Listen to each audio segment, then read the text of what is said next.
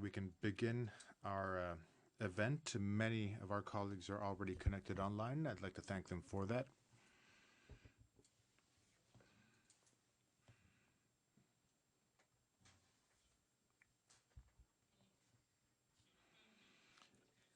And I declare open the activities of the third Interparliamentary Italian, Latin American, Caribbean Forum, focusing on the topic Italy, Europe, Latin America, and the Caribbean, global emergencies and regional integration processes, the role of parliaments. As you know, this third forum, after the second forum held in 2007, was convened with a view of the 10th Intergovernmental Conference between Italy, Latin America, and the Caribbean, which will be held on the 25th and 26th October at the Ministry of Foreign Affairs with government representatives and representatives of the Ministries of Foreign Affairs of all Latin American countries. For those of you who are joining us online, we have interpretation available in Italian, English, Portuguese, and Spanish, which you can access by selecting the channel that the Zoom platform offers.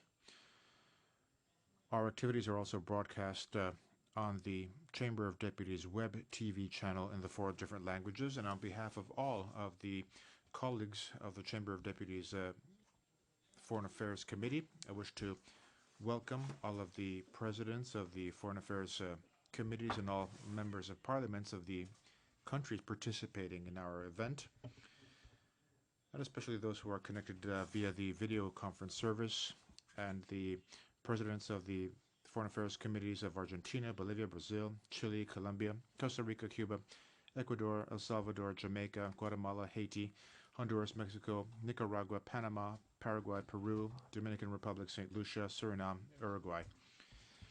In total, we have 22 countries, some of which had difficulties, but as you can see, we also invited all of the ambassadors in Rome, and some of the countries who cannot connect with their presidents are represented by their diplomatic representatives, whom I wish to thank for their presence and whom I wish to greet very warmly. We can begin our activities at this point. We have 3 hours available. And of course, when we also have online participation, we have to be on time. And therefore, without further ado, let me welcome His Excellency Roberto Carlos Melgarejo Palacios, the Ambassador of Paraguay to Italy, who is here as the President of the Italo-Latin American International Organization. We also have the Secretary General, Minister Cavallari, who is also present. I'd like to thank her. Let me also greet Mr. Casini, former Speaker of the Chamber of Deputies and a former President of the Interparliamentary Union, and he is currently the President of the Italian section of the Interparliamentary Union. I also wish to thank our Deputy Minister of Foreign Affairs, Ms. Sereni, who also focuses on relations with Latin America. She's also the Italian delegate to the IILA. I also wish to thank the Ministry of Foreign Affairs and International Cooperation and all of the Italian diplomatic representations who are connected today for all of their help in allowing us to organize this conference of ours. The conference will be co-chaired by Mr. Maurizio Lupi, who is sitting on my left-hand side, who chairs the Permanent Committee of the Foreign Affairs Committee for Latin America. I wish to thank him for all of his work in preparing for this conference. I wish to welcome all those attending our event, and as I mentioned, you can also attend the conference via the Chamber of Deputies web TV channel, and I also wish to thank the members of the press who are joining us today. Now, before we begin our activities, let me read a message from the President of the Chamber of Deputies, the Honorable Mr. Fico, who had a number of institutional commitments elsewhere, wasn't able to join us. I want to welcome all of you on behalf of the Chamber of Deputies, and I welcome all participants of the third Interparliamentary Forum between Italy and Latin America and the Caribbean, an opportunity to strengthen the institutional, political, and civil dialogue between Italy and the Latin American Caribbean countries, a determining factor in order to face the global challenges together. The pandemic has underscored the various inequalities which exist, making it urgent to focus on a transition towards a sustainable development model and a fair distribution of wealth in the world. We discussed these issues during two parliamentary meetings, that of the presidents of the G20 countries and the meetings to prepare for COP26 held in Rome in recent weeks with many of the representatives of your assemblies. And from this point of view, let me underscore the fact that we know that Latin America and the Caribbean are one of the biggest biodiversity reserves and of oxygen and of water on the planet. A huge wealth, making this area one of the parts of the world which are most affected by climate change and by the increase of ocean levels.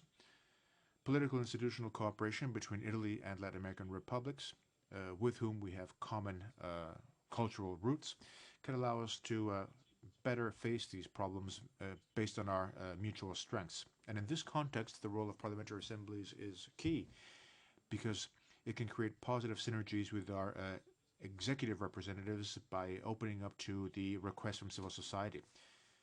Parliaments are the ones which have to meet the requests for a better world and for a fairer world coming from our citizens. And I'd like to quote Pablo Neruda, who said, "Hope has two gorgeous daughters, contempt and courage.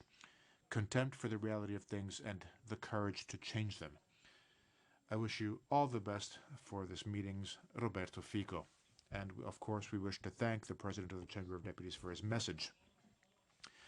Let me now give the floor to Senator Pier Ferdinando Casini, Honorary President of the Interparliamentary Union and President of the Italian section of the Interparliamentary Union, who is also a very familiar with Latin America. You have the floor, sir. Presidente.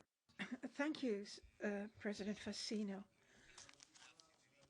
And thank you not only for inviting me, but also for this idea you had with the Right Honorable Maurizio Lupi to convene this important meeting. It is an important meeting because, if I'm allowed to say this, governments go their way, but parliaments remain. And the very heart of democracy is harbored by parliaments, especially the representation of countries, because in a parliament, all the political forces should be and are there, and they mirror very different ways of approaching matters and sensitivities. Hence the importance of finding between Latin America, Italy, and all of the Caribbean countries a way of sharing our views. We have all the diplomatic representations here in Rome, but we also have with us today people who are connecting from abroad. This, of course, is due to this terrible season in our time, the season of COVID-19. But we hope soon we shall have our colleagues in person because we trust that this terrible season will soon be over. Italy has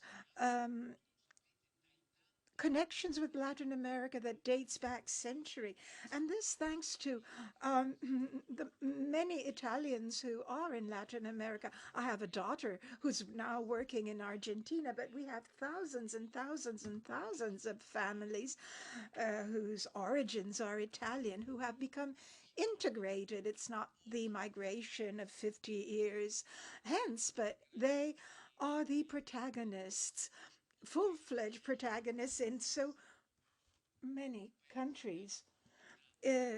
Countries that have strong communities, they're protagonists in the world of industry, cultures, and civil society.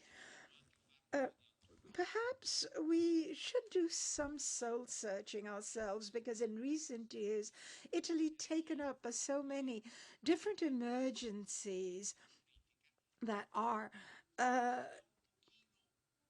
within the remit of politics, are tabled there, uh, have perhaps neglected your world, which is our world. Too, it's the Latin world, the world of a continent that we feel is so close to us for our cultural roots on account of so many different traditions. The executive bodies, parliament, should take up initiatives, and I believe that this initiative here is highly symbolic. The COVID-19 epidemic has left in its wake a very different world. We can no longer accept inequalities that are so marked as the ones we see now, and together we need to overcome them. This season is a season of major issues. Suffice it to mention the environment. A few days ago, I saw a wonderful exhibition on the Amazon. There's so many environmental problems in your country, but also in our continent, and so close to us in Italy. Problems that are present in Europe. There's no such thing as a unilateral um, response or an isolated one. We need concerted action. Italy is integrated within Europe. We are all sovereignist, but not Italian sovereignist. We three are European sovereignists, and I think I can speak for all the others. Um, Europe and all the countries walk together. Either we walk together or we become irrelevant, because there are major issues that Europe, if it goes alone, won't be able to solve. And you're doing the same. Suffice it to think of the Mercosur or so many other uh, associations in Latin America. You feel the need to join forces. So, together with all the other countries traditionally linked to you, such as Spain and through Italy as well, there is a connection with Europe, and there's no alternative to joining forces. Thank you, President Casini, and thank you for your statement. I, in turn, want to make a few comments myself. 10 anni fa 110 years ago, Luigi Einaudi, who then would become the president of the Italian Republic, wrote, "We don't understand why Italy decided to look for an empire in Africa, when all you had to do was look across the Atlantic to discover that Italy already had an empire." This is what Luigi Einaudi wrote in 1911, while the war between Italy and Turkey raged on for the conquest of Libya. That was why he criticized Italy's presence in Africa. Now, the so-called empire beyond the Atlantic that Einaudi evoked was Latin America. Beginning in 1870, and for many decades, all the way up to the 1950s, huge flows of migration from Italy went to Latin America, as shown by huge communities of Latin Americans of Italian descent throughout the continent. Beginning in the 1960s, a major bond with Latin America is one of the axes of Italian foreign policy, as testified by the creation of the Italo-Latin American Institute, to which both Italy and all Latin American nations belong. We also have to mention the intense political relations by all Italian political parties with their counterparts in Latin America. And then the major Catholicism in the continent and the presence of religious orders and institutions also fostered relations with our countries. Now, I mention these facts dating to history as a way of showing the strong and long-lasting relations between Italy and Latin America.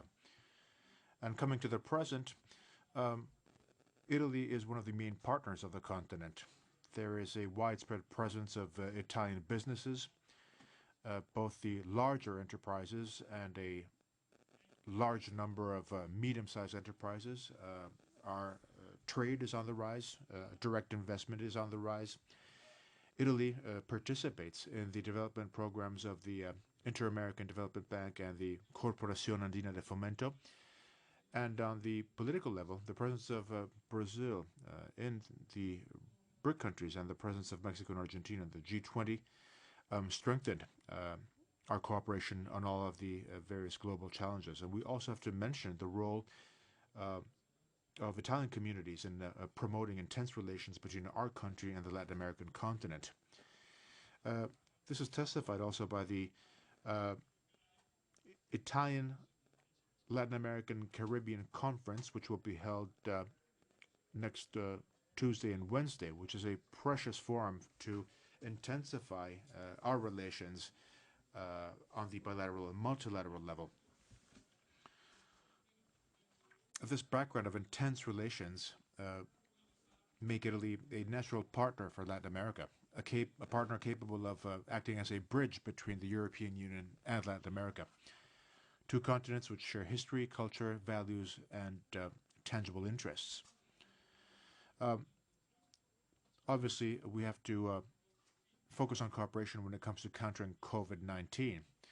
After having affected both Europe and the US, it spread swiftly through Latin America with dramatic consequences. And I think that the EU can truly help, as proven by the fact that it allocated approximately $1 billion to support the struggle against the pandemic in Latin America. And the EU continues to struggle to guarantee free access to vaccines to all of the world's population. Therefore, there needs to be a common effort between Europe and Latin America to guarantee that vaccines can be accessible, freely accessible to all countries as a way of securing all of the world's population. The second front is how we can counter the economic consequences brought about by the pandemic. That the ECLAC estimates that having an impact equal to 3 to 4% of GDP, with a loss in exports equal to 10%, an increase in poverty that may affect up to 100 million people, an increase in unemployment and informal labor and underage labor. Obviously, in this regard, relations between the EU and the Americas are essential in countering the recession and relaunching development. The European Union has signed association, free trade, or political associations and agreements with 27 out of the 33 Latin American Caribbean countries. The EU is the first direct investor in the region and the continent's third trade partner. The most important tool, of course, is the agreement reached in 2019 on a trade within the association agreement between the EU and Mercosur countries, which envisages a free trade area which will have an impact on 780 million people, with a cut in tariffs that will foster trade between the two continents, which already stands at over 120 billion euros. Other important agreements are the global agreements signed between the EU and Mexico, and the association agreement which was negotiated between the EU and Chile.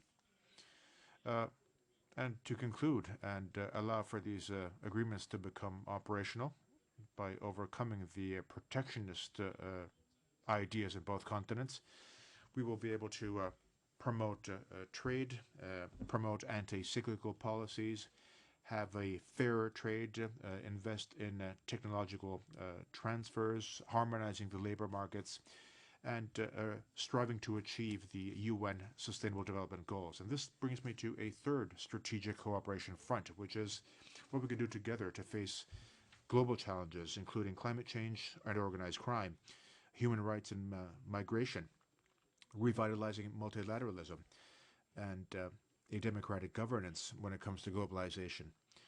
Within this framework, therefore, it's important to revitalize the EU's relations with regional and continental organizations such as CEPAL, the Andean Pact, UNASUR, the Lima Group, the Pacific Alliance, the institutions in the Caribbean like SICA, CARIFORM, and CARICOM, and the very recent PROSUR.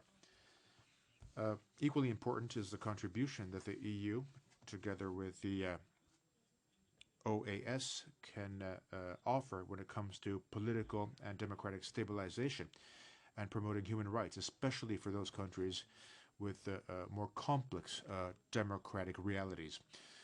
In conclusion, Europe and Latin America have to face difficult and complex challenges, but that's why we have to have a strategic alliance and cooperation in all fields between the two continents, with the awareness that common problems have to be faced with common solutions.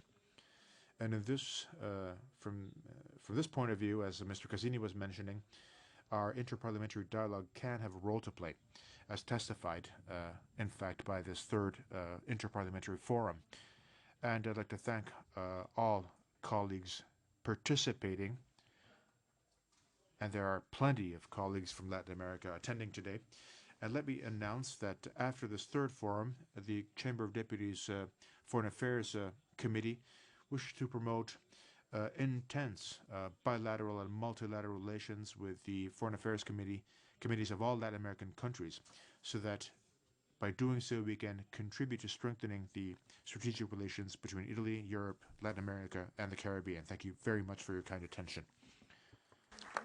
Do adesso la parola al collega. I now give the floor to my colleague, Mr. Maurizio Lupi, President of the Standing Committee for Foreign Affairs for Latin America and the Third Commission. Thank you, Speaker Fassino, and thank you, Speaker Fico, and all the colleagues who are either here in presence or are connected online. A heartfelt thanks go to the very qualified work that our officials from the Foreign Affairs Committee are conducting, and that have allowed this meeting to take place. It's an important time of interparliamentary dialogue for us, and it is very important that we have your collaboration. This third interparliamentary forum is part of an agenda where Italy is a protagonist on the international scenario, and we need to take this into account as it further strengthens the political and institutional dialogue here in Rome and this year. Rome and Milan host the pre-COP 26, so on environmental issue. And on Monday, as Presidents Fassino and Casino have said, there will be the third international conference for Latin America and the Caribbean in Italy on the 30th and 31st of October.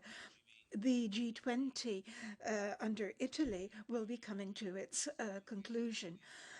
And within this very context, the role and the prospects for the international and interparliamentary commissions in interconnecting Italy and Latin America and the Caribbean comes to the fore with all of its importance.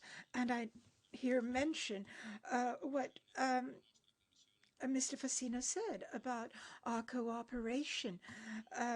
We have deep-rooted affinities, and they're very significant because of the Italian communities or communities of Italian origin within your countries that have become fully integrated. And there is a strengthening of the rule of law. So much work is being done by us jointly on the rule of law, on justice and cooperation, a matter that is heartfelt by us.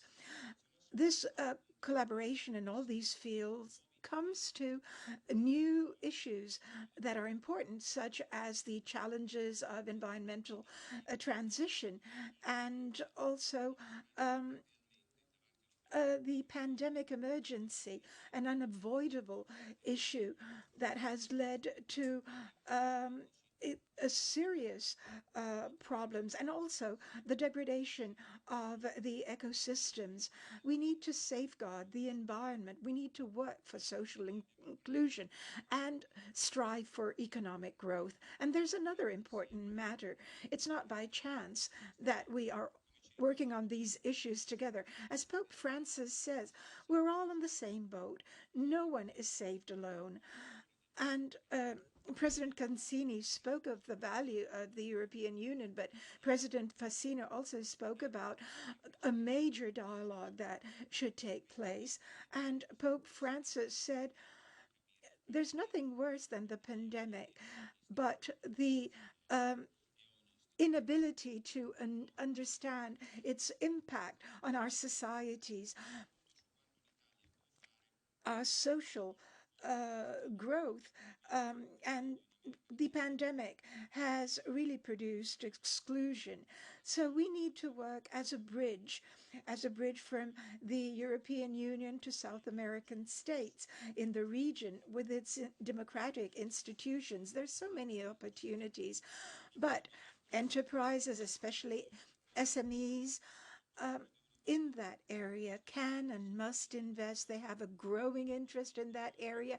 And SMEs can be accompanied by a strong system with a strategic vision, including the communities of Italian immigrants or of their descendants, and become a service that is ever present.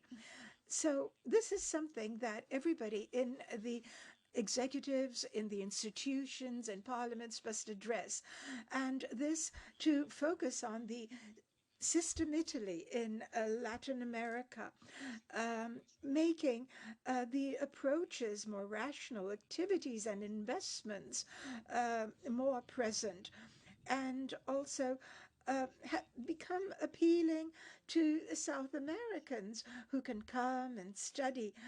And we should not overlook at the current volume of trade between the two areas, but we need to tap the potential of Italian presence, especially young people, and the growing interest of SMEs for Latin America. So we need to promote trade and our connections. There are encouraging steps in this direction, and so much has been organized by our Ministry for Foreign Affairs and International Cooperation. And I also wish to thank the Vice Minister Sereni, who will be speaking on these matters. And really, we need to work on the economic field, but also the cultural field. Italian and European players can work in favor of consolidation of democracy and civil development and social inclusion in a continent that has so many historical and cultural ties with us, and therefore we feel is so close to us. Mercosur, of course, is the main point of reference, both because of the determination of political forces, but also for relaunching international ties with the European Union. There is a legal text which will soon be sent to Europe, and at the end of 2022, we shall be laying the groundwork for a free trade area with a population of 780 million people, and we shall have the same regulations. We shall have so many regulations that will be the same, customs procedures which will be the same. We shall be strengthening, therefore, our ability to cooperate. It is an effort for the entire international community, and this role can be played at best by parliaments, and I trust that we shall all endeavor to commit to these aims. Thank you. Onorevole Lupi. Thank you, Mr. Lupi. And at this point, allow me to give the floor to Ambassador Roberto Carlos Melgarejo Palacios, President of the Italo-Latin American International Organization, the IILA, and Ambassador of Paraguay to Italy. You have the floor, sir. From the podium, please.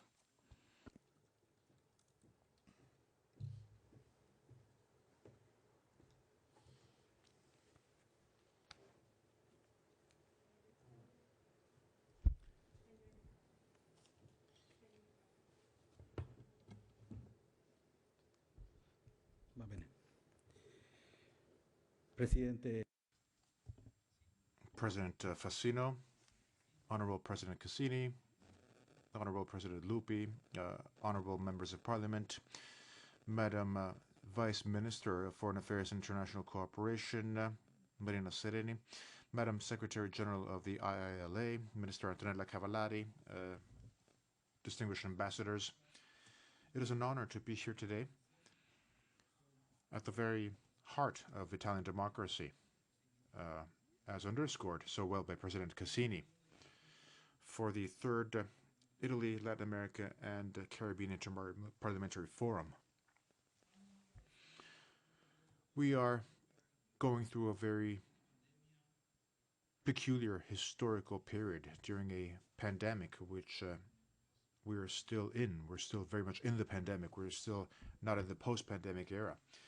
A challenge that urges us to join forces so that we can deal with the difficulties effectively and so that we can be successful in working to the benefit of our societies. Within this scenario, we have a crucial role to play in order to reach our common objectives. And in fact, more than any other period in history, we now need international cooperation. And we have to be able to adapt in a flexible and immediate way through our regulatory systems vis-a-vis situations which are changing very swiftly. And therefore, as public servants, our role has become crucial in the system that our governments were forced to create as a way of safeguarding the general interests of our peoples. We know that the end of the emergency we are experiencing will only create more challenges, the successful management of which will bring well-being to all of our countries. And in this, from this point of view, regional integration processes are essential when it comes to bring about an economic and social recovery that has already begun. I'm honored to underscore the fact that our joint efforts will allow us to reach general and shared goals. Let me just mention as an example the Mercosur EU Agreement, which is a modern and ambitious agreement between our two regions, which will create one of the largest global free trade areas, covering almost 1/4 of the world's economies and with an impact on over 700 million consumers. After over 20 years of intense and productive negotiations on the diplomatic and political levels, in this crucial moment, our partners in the EU can truly allow us to reach the success of this important process. We are aware of the fact that this essential circumstance is supported by the Italian government and its parliament. Today's event allows us to continue in our dialogue between all participating countries to deepen our mutual knowledge and to exchange experiences. It's also a way to strengthen relations on all levels. Let me also underscore the role played by the Italo-Latin American Institute in its support to all those activities, the goal of which is to improve the quality of life of the more vulnerable sectors of our peoples. And as president of the Council of Delegates of this organization, as ambassador of the Republic of Paraguay, I assure you that we will continue working firmly, supporting all initiatives for the benefit of all of the parties we represent here today. Thank you very much. Thank you. Thank you, Mr. Ambassador. And let me now give the floor to the Deputy Minister for Foreign Affairs, Marina Sereni.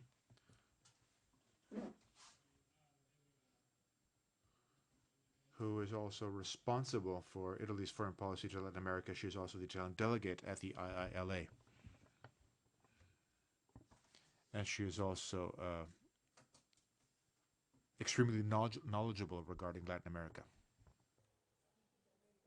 Va bene, grazie. Prego, Vice Ministro. Grazie. Thank you. President, speakers, ambassadors, ladies and gentlemen, I wish to thank the Foreign Affairs Commission of the Chamber of Deputies, and I congratulate Presidents Fassino and Lupi on the initiative of organizing the third interparliamentary forum on the eve of the 10th Italy, Latin America and the Caribbean Conference promoted by the Ministry of Foreign Affairs, which will be attended by over 25 ministers and vice ministers of foreign affairs of the partner countries and the representatives of the main regional organizations. When I was an MP and vice president of the Chamber of Deputies, it was my privilege to be able to have a first-hand knowledge of parliamentary diplomacy and the key role which can be played to promote international relations. Parliaments are an important vector for foreign policies, jointly with governments, supporting them, ensuring a correct democratic dialogue. I am particularly pleased to see with us Ambassador Meldrejo, President of the Italian Latin American International Organization, and Secretary General Cavallari. IILA is an important and fundamental tool for us all, available not only to Italy but to all member states. I wish to seize this opportunity to invite parliaments as well to interact fruitfully with this organization. This parliamentary forum, which is paving the way for the Italy, Latin American and the Caribbean Conference, is a time of synergy for governments and parliaments and will certainly give a new drive to the relationships between Italy and the countries of the region, strengthening and supporting this ambitious edifice that provides a backdrop to our bilateral relations. It's a privileged relationship that has its roots in time, a shared area of cultural and human traditions, and also a joining of our civil societies.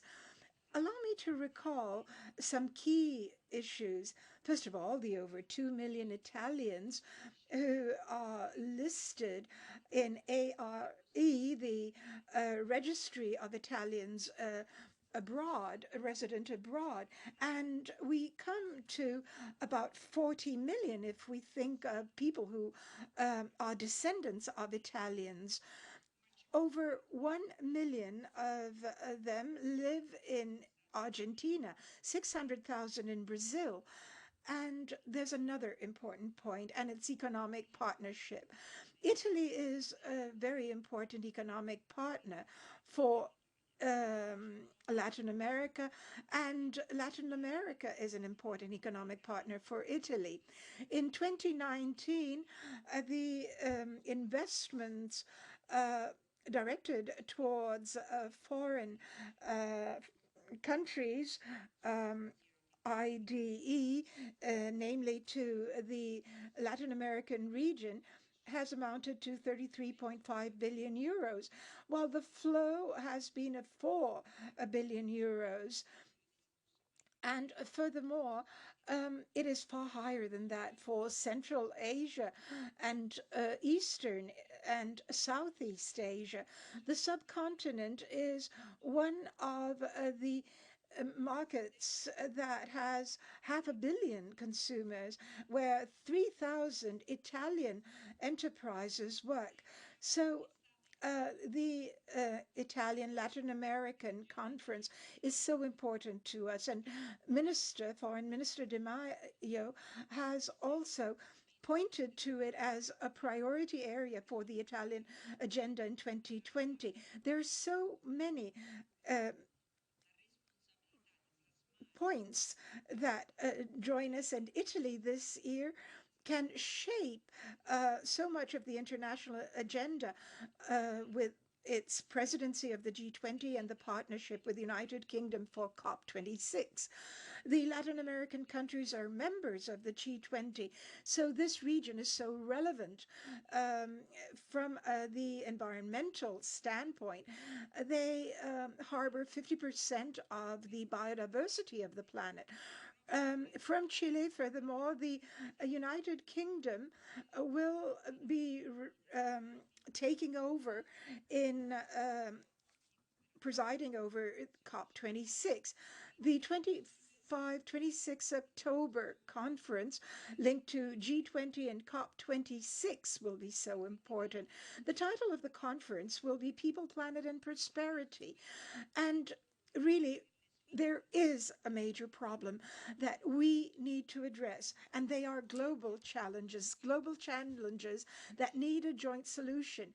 And certainly, vaccines have been a case in point. Italy has called for an international alliance to counter the pandemic. And it has become Access to COVID-19 Tools Accelerator, Act A, and a platform for cooperation at a global level to fight the pandemic. And its pillar, the COVAX facility, has provided vaccines.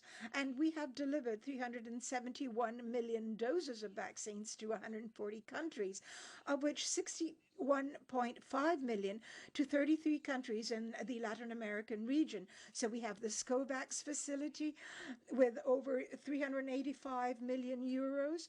We are committed to providing 45 million doses to the neediest countries in the world.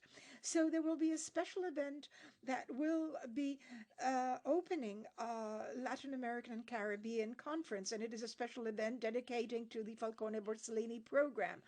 The Farnesina, the Foreign Ministry, and the Director General for Globalization and Global Issues coordinates and finances many technical assistance programs in the areas of justice and security. There are many projects in this area. They're funded by the European Union and funded through IILA, therefore Italy, through Eurofront, integrated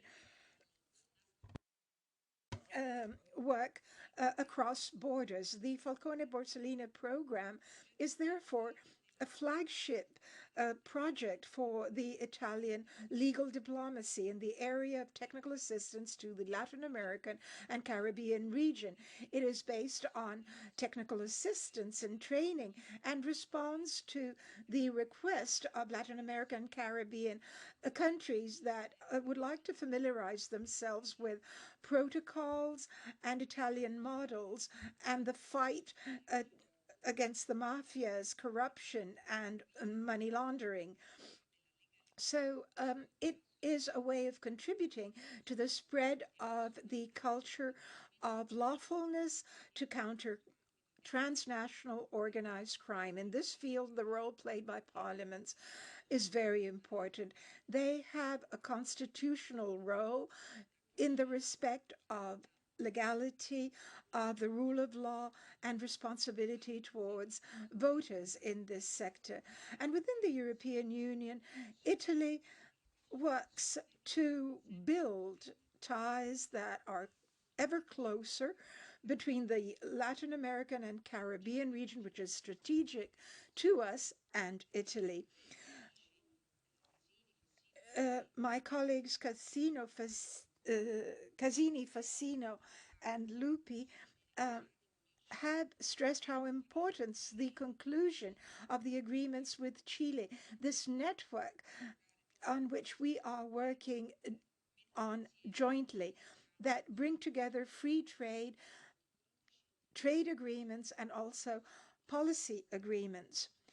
Our aim is to build sound South transatlantic relation to meet the challenges of the present and the future, to work for the prosperity of our peoples. Italy is ready to play its role in Europe too, and we are certain that there will be a parallel commitment on your part and that of all your countries. Thank you.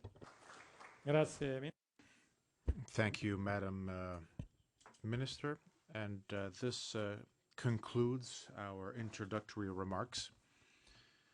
And at this point, we can open up our debate. As you know, one of the key elements of the conference taking place next week, and one of the key elements of all of our international events, is the topic of climate change, protection of the environment, and the ecological transition, a topic which is especially important in Latin America. And that's why, before we begin our debate and before we give the floor to our colleagues, we have a brief message from Italy's Minister for Ecological Transition, Roberto Cingolani, who in recent months co-chaired COP26, which, as you know, will be held in a few weeks' time in Glasgow. And we can now see Minister Cingolani's message. Mr. President and distinguished guests, I'm very happy to contribute to this event that's been organized by the Chamber of Deputies and the Committee for the Foreign Affairs.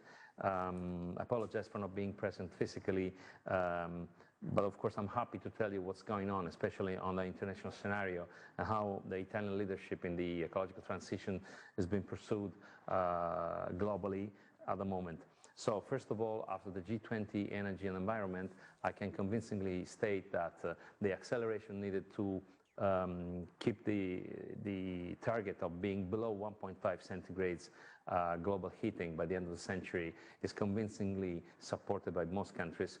We still have to work with some of the countries that are that have difficulties in going below 2 centigrades, but yet there is quite an international awareness about the urgency of accelerating towards decarbonization and slowing down the global warming. The second issue where we are working actively has to do with finance. As you know, this year we're making a big effort as a G20 community to gather the $100 billion support for the vulnerable countries.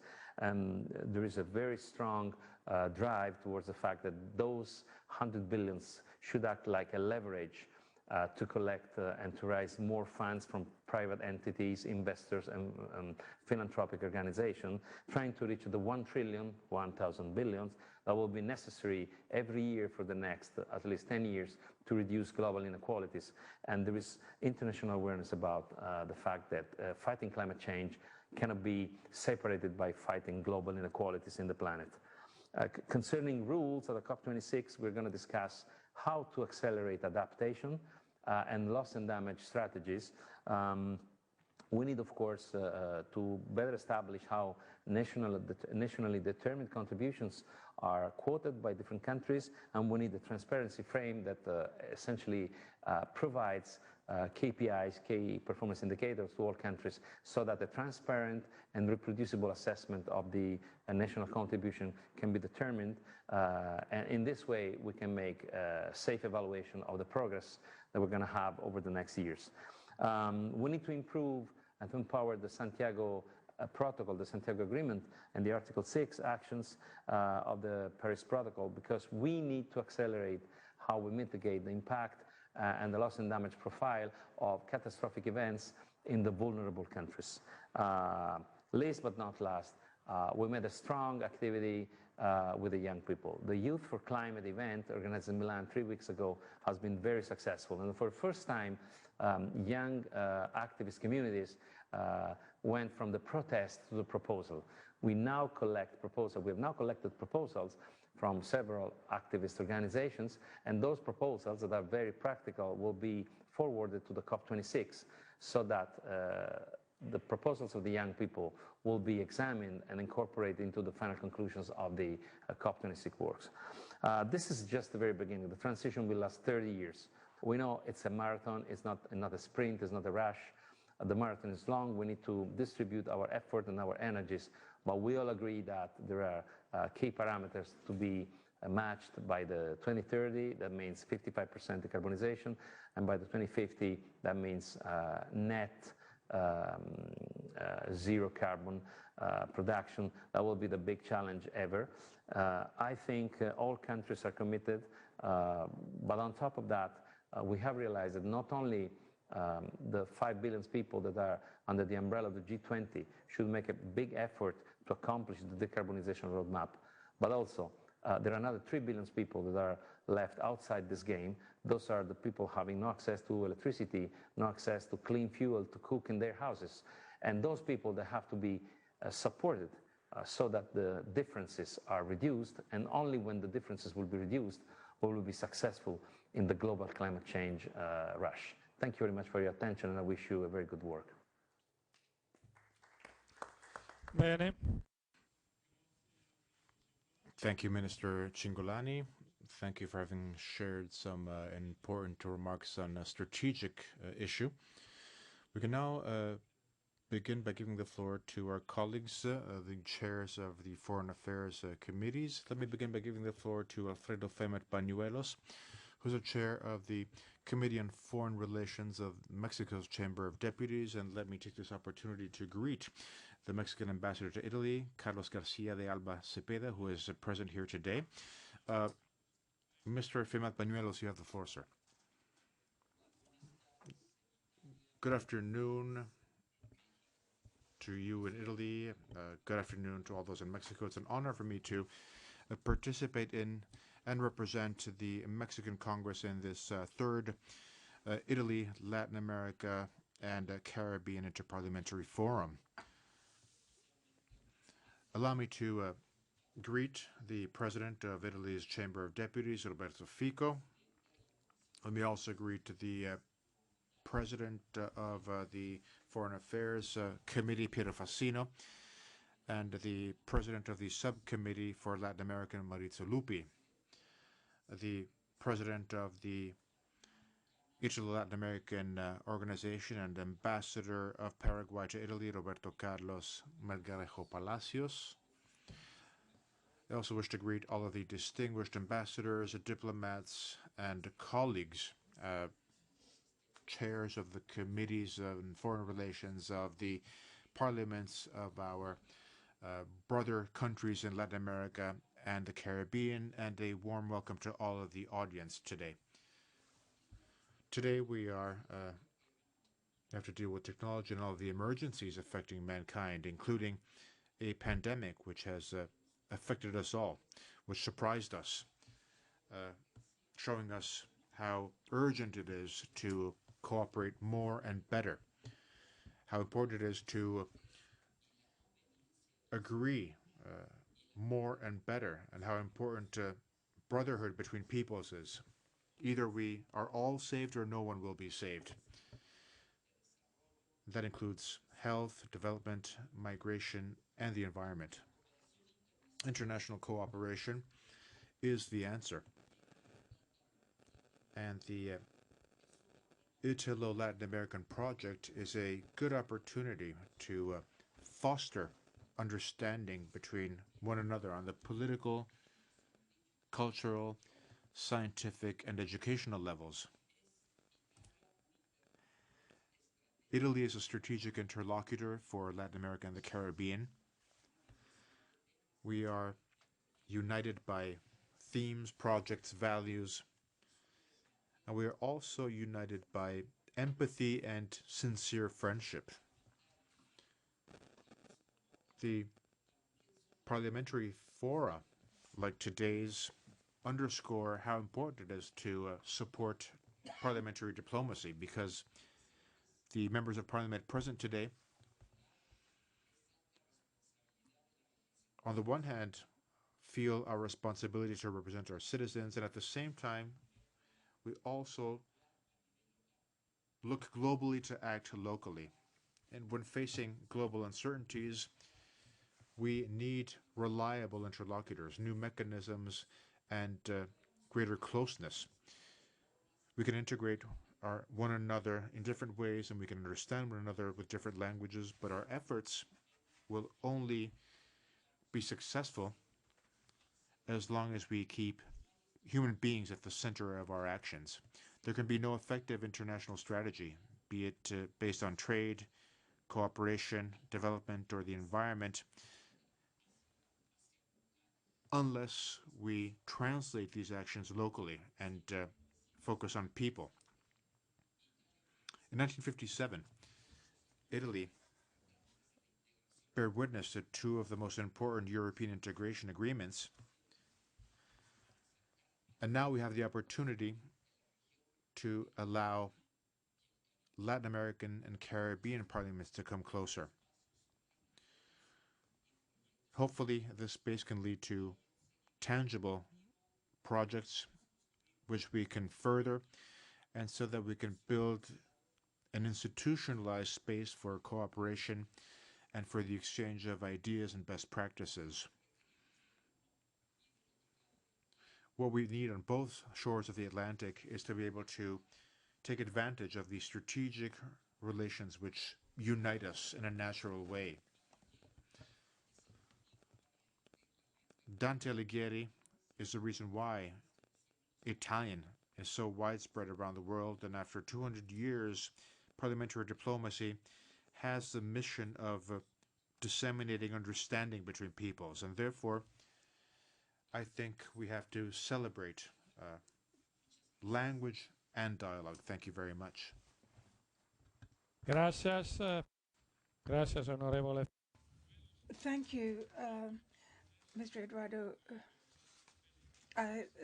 Mr. Pañuelos, and I now give the floor to Eduardo Félix Valdés, who is chair of the Committee on Foreign Affairs and Worship of the Chamber of Deputies of Argentina, and I seize the opportunity to greet Ambassador of Argentina to Italy, Roberto Manuel Carles.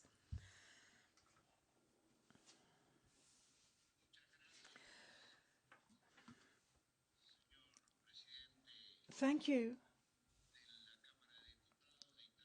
Mr.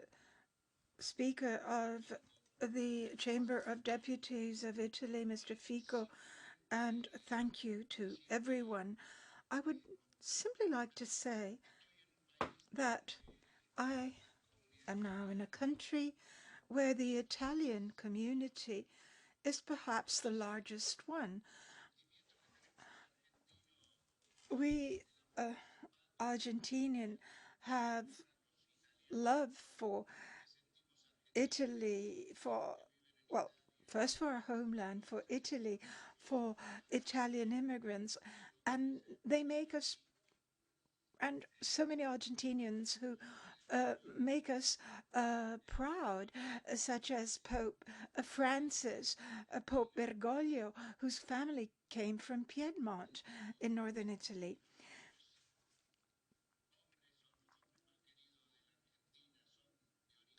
So many people we love in Argentina came from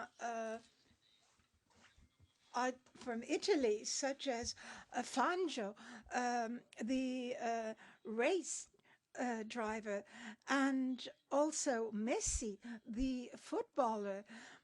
And when we Argentines come to Italy, we feel we're at home. And I wish to seize this opportunity in speaking of free trade agreements that could be established between the European Union and Mercosur or Latin America. There is something that I must say I learned in Italy when I became the ambassador for Argentina in 2014, 2015 to Italy. Agreements. The purpose of agreements is to create jobs, create investment, and we find it a reason to celebrate when we come to agreements that can help our countries leave destitution and poverty.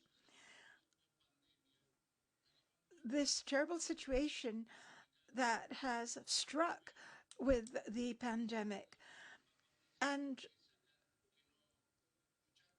we must fight against the culture of waste. We must see that we have jobs for young people, but without forgetting the elderly. And these are the words of Pope Francis. And also, we need to have vaccinations for those countries that do not have them. Thank you. Thank you on behalf of Argentina, and thank you, Mr. Bueno, and thank you for recalling the many Italians and also my region, Piedmont. I am an honorary citizen of Rosario myself. And now I give the floor to Miguel Angel Callisto, the president of the Italy-Chile Interparliamentary Union. He is a member of the Chamber of Deputies of Chile. And I also thank Gloria Isabel Ramirez Rios, who is connected here in Rome. So, Miguel Angel Callisto, you have the floor. Non lo vedo collegato. Is he connected online with us? I don't see him. Apparently not. Well, then we can continue and perhaps try to go back to Mr. Callisto later. Let me give the floor to Mr. David Vélez Trujillo, who is a member of the Committee for International Relations of the Chamber of Representatives of Colombia.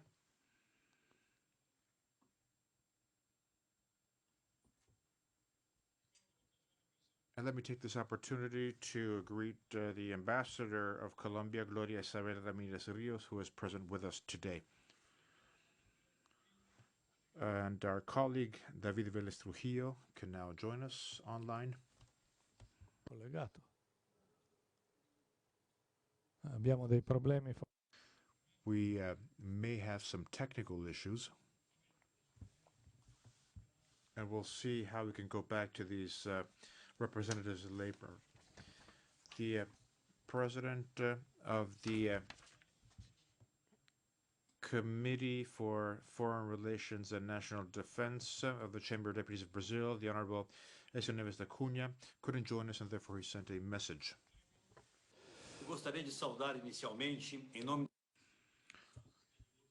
Good morning, and on behalf of the Brazilian Committee for Foreign Affairs, I wish to greet the organizers of the Italy, Latin America, and Caribbean Interparliamentary Forum. I'd like to greet President Fassino and the Honorable Lupi and my friend Pier Ferdinando Casini. I have been a member of Parliament for 30 years. I have been a senator. I have been the Speaker of Brazil's Chamber of Deputies. I have always believed in the importance of parliamentary diplomacy, especially when governments fail in defending our common agendas. And I'm referring to the pandemic, of course. In Brazil, we have 50% of our population which has been vaccinated with 2 doses, but it's unacceptable for the world to be divided between those who have access to the vaccine and those who, due to economic reasons, depend on those who do have that access. And therefore, parliaments should act effectively in being able to offer universal access to vaccines.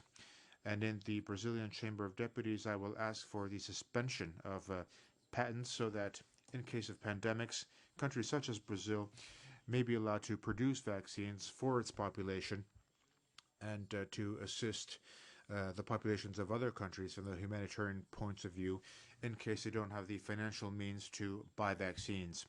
Another topic Brazil feels strongly about is the environment and climate change. Look at what is happening in the world. Of course, we can't blame tropical agriculture, which is a source of income and food for millions of people around the world, especially in Latin America, but also in Africa and in Southeast Asia, which means that we have to allow the environmental issues to be compatible with production. This has been a constant effort on Brazil's side, which has also approved a code for forests, which should be of inspiration to all countries. So let me greet our Italian brothers and sisters. We are proud to have over 30 million Brazilians of Italian descent who are responsible for our economic, cultural, and humanitarian activities. And hopefully, through this forum, the bonds between our nations can become even stronger as we work towards a fairer and a fairer world, one based on solidarity that can offer social and economic growth for all of our citizens. And thank you on behalf of the Brazilian Chamber of Deputies. Grazie Presidente Neves. Oltre a questo messaggio Thank you, President Neves. For Brazil, we also have Mr. Rubens Bueno, the Vice President of the Chamber of Deputies of Brazil. And I also greet the Ambassador for Brazil in Italy, Elio Victor Ramos Filho. Mr. Rubens Bueno, you have the floor. Please switch on your microphone, please. Mr.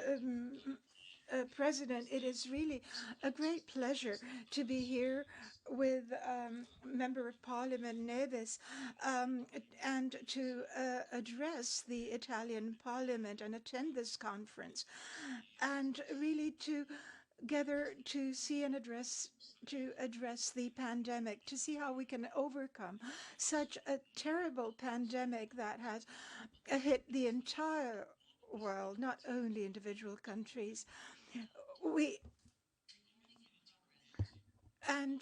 We must really try and find an agreement for our recovery, which is even more important.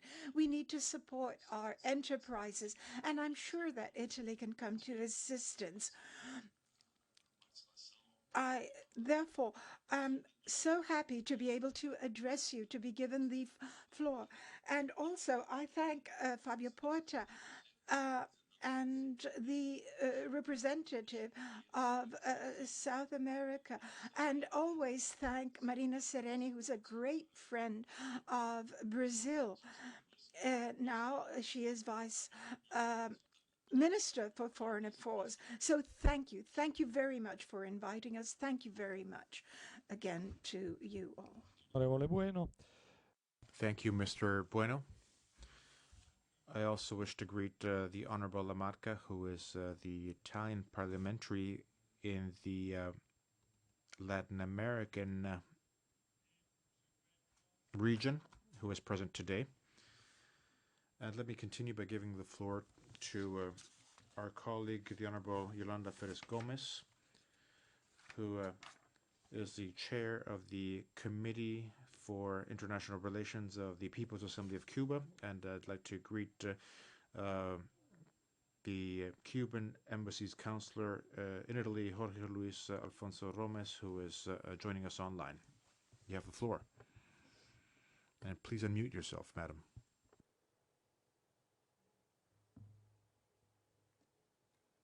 Debe attaccare il microfono. ¿No se escucha? Ok, ok. Sí, como no, con mucho gusto. ¿Se escucha? Sí. Sí, escuchamos. Bueno,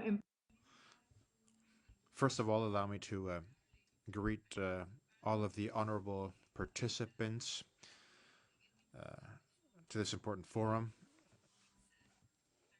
Let me begin by thanking the President of the Foreign Affairs Committee of the Chamber of Deputies of Italy and the President of the Subcommittee for Relations with Latin America for having organized this forum, which is obvious proof of the desire to strengthen dialogue and cooperation between all of our countries. The bonds which unite the peoples of Italy and Cuba are very strong. There are historical relations based on friendship and a number of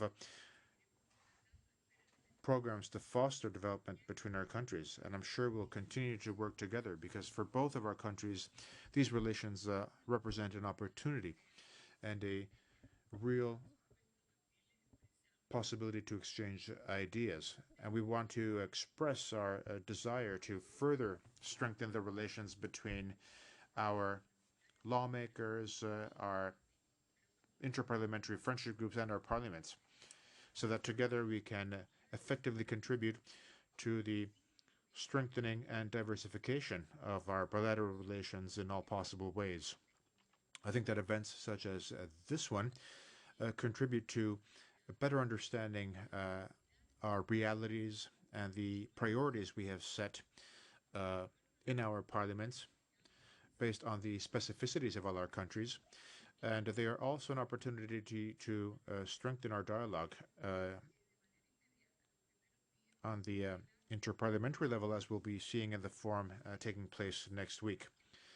Let me just say that to us and to the Cuban people, it was an honor for the Henry Reef Brigade, which helped dealing with the pandemic in Italy. And that experience testifies to the bonds of friendship between our peoples. And let me also mention the fact that we truly appreciate all the support and all of the kind words that our physicians and our professionals got during their stay in your country. Our country and our parliament wishes to continue to develop relations and cooperation with Italy's national and local authorities, especially in the fields of healthcare, biotechnology, in the pharmaceutical industry sector, including cooperation on vaccines to counter COVID-19. This, of course, is a desire which is constantly expressed in our relations, also in our exchanges with parliaments in Latin America and the Caribbean. I think we are all interested in promoting integration throughout the region and with all of our peoples to promote cooperation, which we very much need in this day and age. We are focusing on three main issues for our government and for our National Assembly and Parliament. Besides having to deal with the same economic challenges faced by many countries in Latin America and the Caribbean and by many peoples around the world who have been affected by the pandemic.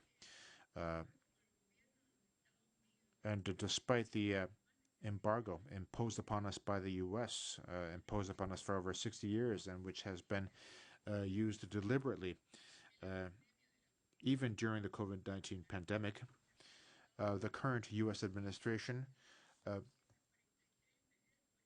continues to implement the 243 coercive measures adopted by the Trump administration, including Cuba, illegally in a list of countries which supposedly supports terrorism. This embargo policy is the main obstacle to the economic development of Cuba, and it doesn't allow us to implement the 2030 agenda, which is a priority and which is included in our country's national development plan. Let me take this opportunity to thank the Italian government and the Italian parliament and all of its lawmakers for the support they have given us in asking for the genocidal embargo to come to an end. As far as the pandemic is concerned, very briefly, let me mention that the situation in Cuba is stable. We have had a successful vaccination campaign. So much so, in fact, that on the 15th of November, Cuba will once again open its borders, thanks to the commitment of our healthcare sector and thanks to the contribution offered by our scientific community. The vaccination campaign is successful, and the effectiveness of Cuban vaccines have proven to be very successful. We started implementing the vaccines in very difficult conditions despite the Delta variant. We have 3 vaccines which have proven to be successful and 2 others which we are currently testing.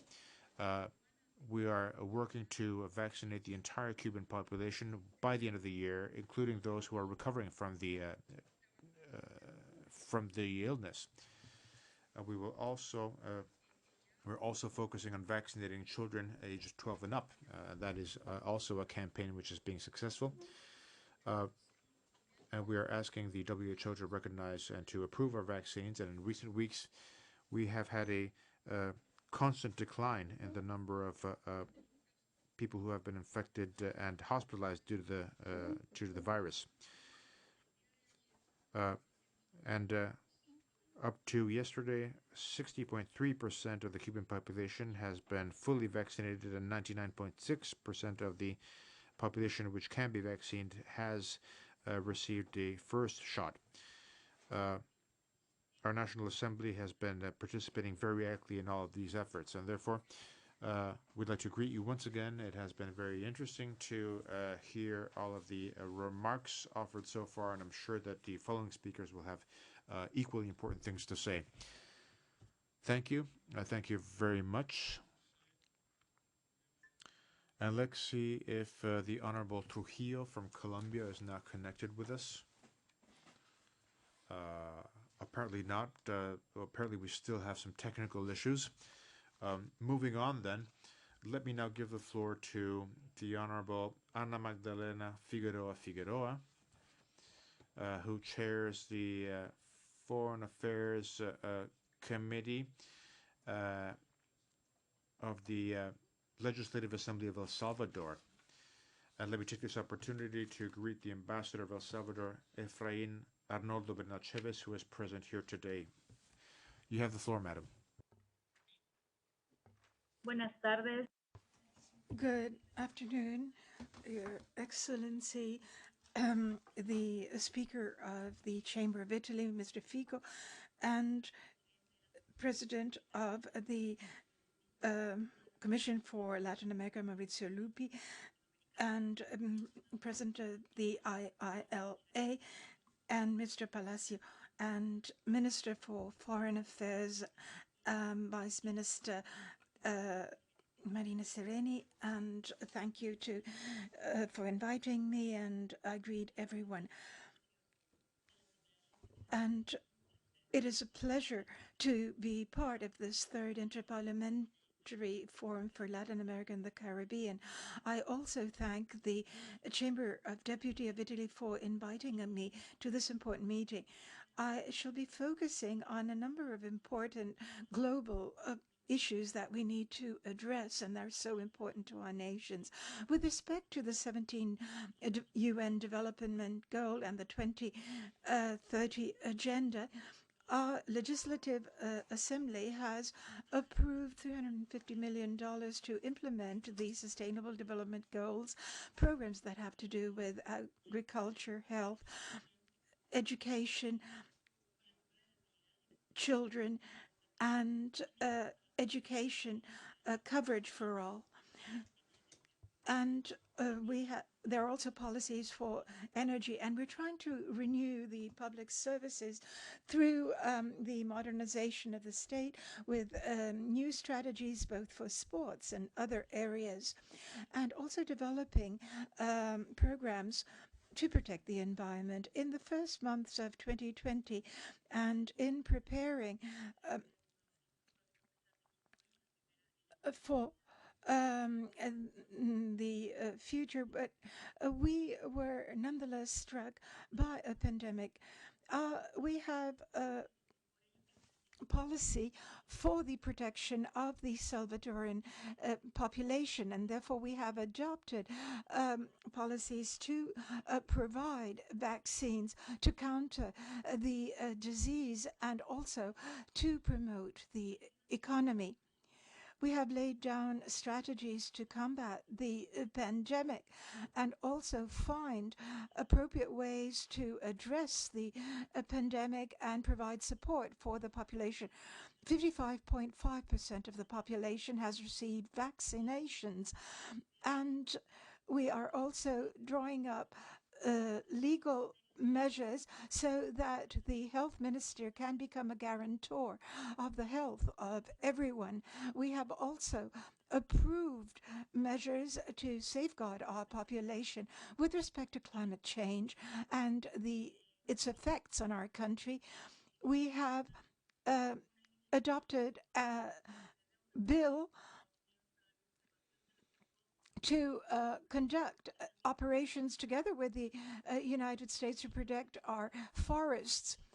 We are also working to protect parks and reserves and animal species and plant species. We are also implementing measures to protect waterways and other forms of the environment. We are also trying to guarantee human rights to everyone, and we are adopting measures for the mitigation of climate change. Other measures are being adopted to provide new employment and to guarantee social mobility, protect households and families, and improve access to resources. Our Parliament is also promoting cooperation between our two countries. Thank you. Thank you, Madam Figueroa. Apparently, Mr. Trujillo from Colombia is now connected. Però non riesco a...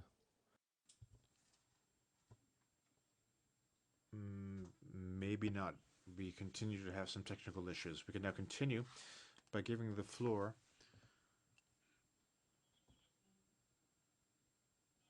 Oh, here we go. Thank you. Thank you, Mr. Vélez Trujillo. You have the floor. Thank you very much. Thank you very much for your participation at this very important event. Colombia wishes to continue having an important role in parliamentary diplomacy. It's important for us to continue to foster this kind of a dialogue permanently, through which we can discuss best practices, we can exchange ideas so that we can contribute to the development of our nations. Together with our national government, in Colombia, we have worked on fostering a dialogue with other countries and other parliaments as a way of working to meet the needs of our populations. We have important leadership when it comes to caring for migrants in our countries and in facing the major challenges when it comes to overcoming the pandemic. We're working on crucial issues such as the protection of the environment and working towards sustainable development as a way of overcoming poverty in our countries. At the Congress of Colombia, we will always be available to work on promoting effective and efficient exchanges of ideas so that we can continue to work on the things that can help us meet our citizens' demands. Thank you very much, and you can always count on us. Thank you. Thank you, Mr. Vélez Trujillo. And I am now wondering if we are connected to Julio Alberto Brito Peña, who is the chair of the Committee on International Relations and International Cooperation at the Chamber of Deputies of the Dominican Republic. Is he online? I can't hear him, and I cannot see him either. È uscito dal collegamento. Va bene, allora continuiamo. Moving on then, let me now give the floor to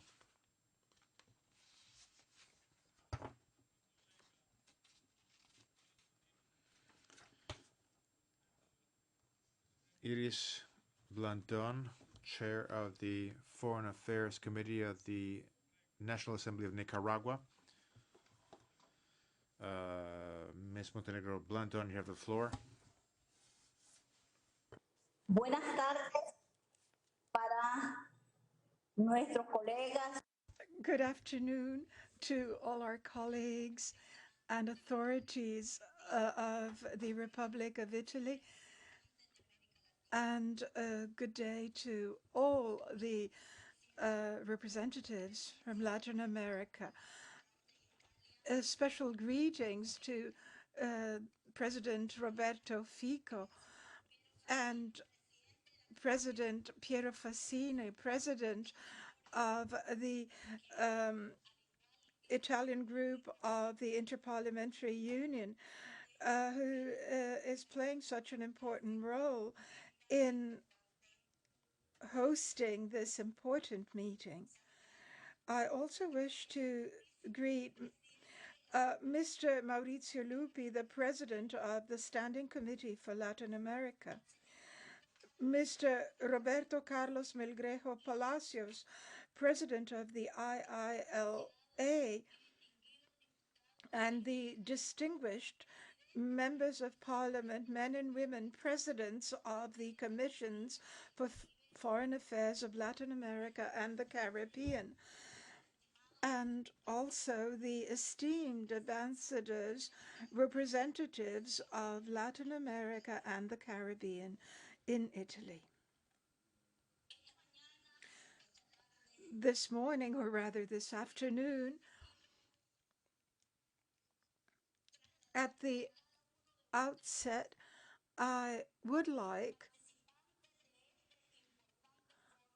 to convey to the representatives in this forum the greetings of the heroic and courageous people of Nicaragua.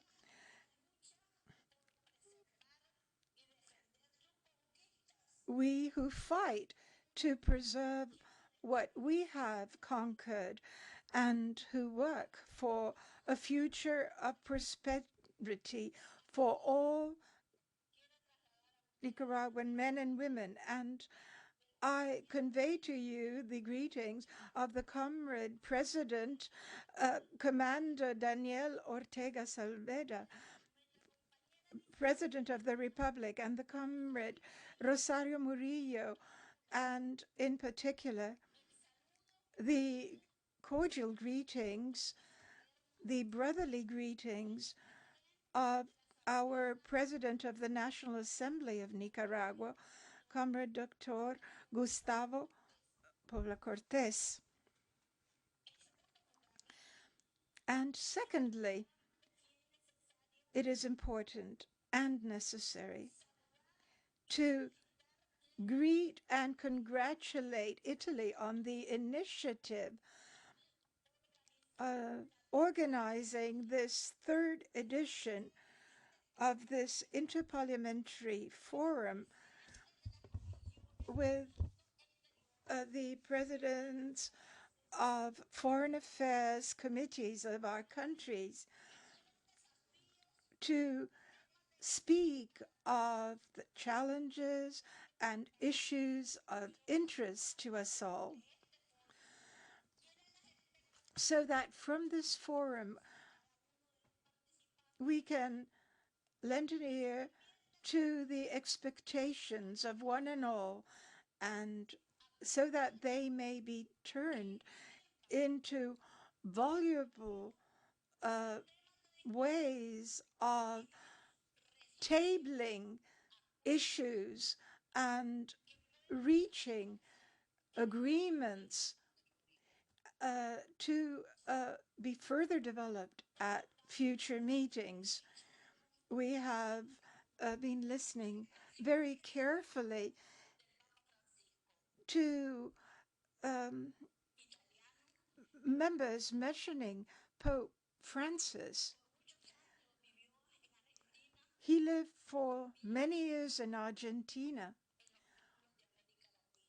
but he is really present in all countries of Latin America.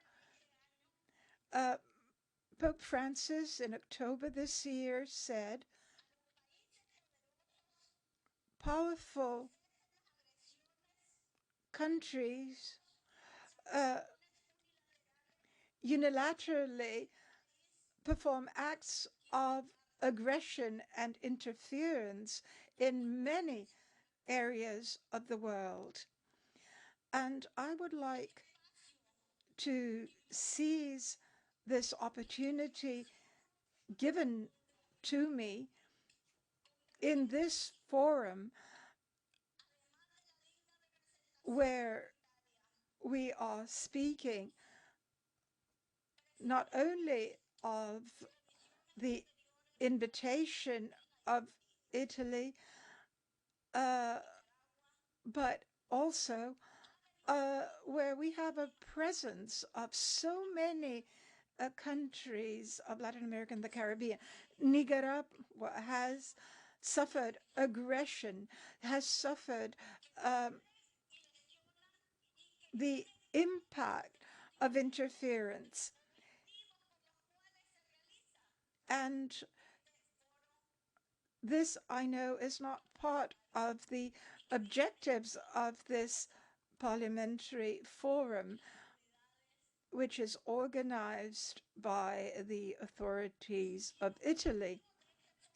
The objectives of this forum are focused on the fact that Italy, Europe, Latin America, and the Caribbean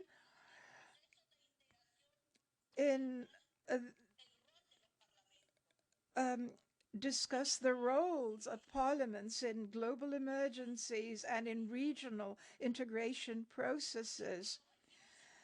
Now, the central topic is that this interparliamentary cooperation takes place with a region that is strategic for Italy.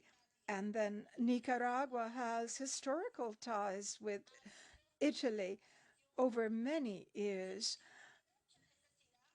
We have had many needs, but we had a helping hand in solidarity and friendship from Italy, which we are thankful for.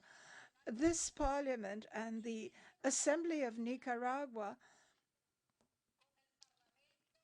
has ties of friendship with the Parliament of Italy.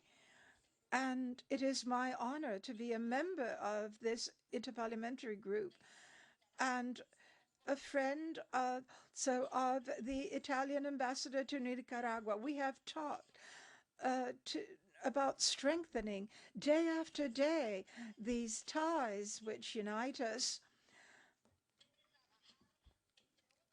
There needs to be an exchange of global issues, such as the implementation of the 2030 Agenda for Sustainable Development, handling the pandemic, and fighting climate change. And inequality. There is inequality everywhere. There's inequality in the respect that certain countries have for other peoples, and this must come to an end. And we hope that this interparliamentary forum may play an important role in this connection. It is certainly not possible that the powerful supremacy that has allowed the imperialism of North America to undermine the sustainability of countries and of humankind as a whole. There are differences. There is a lack of respect for the sovereignty of our people, of Nicaragua, that has always struggled and is struggling to preserve its self-determination. its sovereignty and will continue working to build for the Nicaraguan people a future which will be better and better, though we realize full well that we are faced with difficulties. We're faced with a pandemic. We're faced with an economic crisis and the effects of global warming. So I wish to say that Nicaragua has addressed the pandemic with an economic and development agenda, and it has started building this model since 2007, and it is based on the principles which govern our action. A national human development plan based on national strategies, a financial and economic program carried out by the Republic with medium and long-term funding action and with a public investment program. We wish to inform you that this pandemic was countered by us with great difficulty. The situation was dramatic, but we were successful. Yes, there are victims in our country, but there are victims everywhere in the world. And we have great solidarity for everyone. We have worked for the health of our people by placing people at the heart of our action and giving support to households and thus to the community with a model that we have started in 2007, and we were able to develop mother and children centers, health centers, and we have gone from one home to another to educate the people. We have worked on prevention. We have dealt with the symptoms of the pandemic, and when necessary, we have brought people to our health center. This was a gigantic work for us to do, but we have tried to address this with, of course, a great deal of economic difficulties. Parliamentarians of Italy, Latin America, and the Caribbean. We must say that in this pandemic, we have moved with the support of the COVAX program. Sorry, please conclude. Yes, we have received support from the COVAX program, and this week we are starting vaccinations from children from the age of 2 to 7 with the vaccinations that we have received from Cuba as announced by our colleague. This week we shall be establishing in the laboratories of Nicaragua, together with the Vaccination Institute of Russia, develop the vaccinations to be given to the people of Nicaragua next year. So with this program, we wish to address this scourge, this pandemic, and ensure long life to the people of Nicaragua. Thank you. Grazie. Thank you, Madam President. Of course, we listened to your entire remarks and your political comments too. These are fora during which we have to be honest. Of course, we have to reiterate the fact that we are disturbed by certain conditions in Nicaragua. We don't think that Sergio Ramirez is an enemy of democracy. And whoever will be a candidate for the upcoming presidential elections shouldn't be considered to be someone to be investigated. And therefore, let me convey to you all of the solidarity and sympathy that Europe has always conveyed to Nicaragua, even in the more difficult times in history. But at the same time, we have to convey some of our concerns. Thank you. Thank you very much indeed. We now give the floor to the Honorable Eduardo Conde Orellana, who chairs the Foreign Affairs Committee of Ecuador. Oh, Guatemala, excuse me. I also wish to greet the ambassador of Guatemala, who is present with us. And let me give the floor to the Honorable Eduardo Conde Orellana.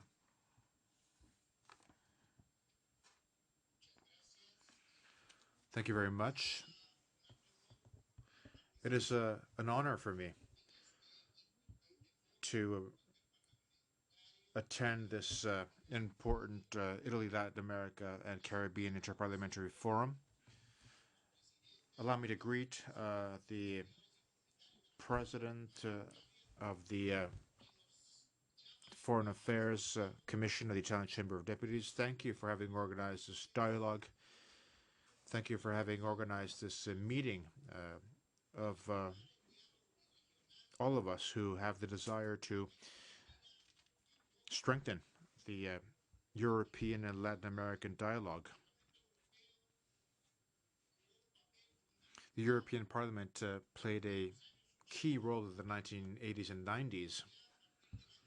And then beginning in the year 2000, the dialogue between Europe and Central America was very much weakened. Your invitation today gives us the opportunity to rebuild a bridge of dialogue between Central America, Latin America, and Europe. The times we live in are characterized by the challenge of the pandemic and others for our region. But the major challenge we have to understand is that the peoples of the world have to have a dialogue. We have to share goals and targets. And that's why it was a pleasure for me to accept your invitation as president of the Foreign Affairs Committee of the Government of the Republic of Guatemala. Allow me to greet you on behalf of the Congress of the Republic of Guatemala. And let me reiterate our commitment to working together to exchange ideas and to use virtual communication and technology, allowing us to communicate in a direct and agile way. And we hope to be able to greet one another in person soon, as we have always done among the political representatives of the world, especially those who represent Latin America and Europe. We have major challenges to face.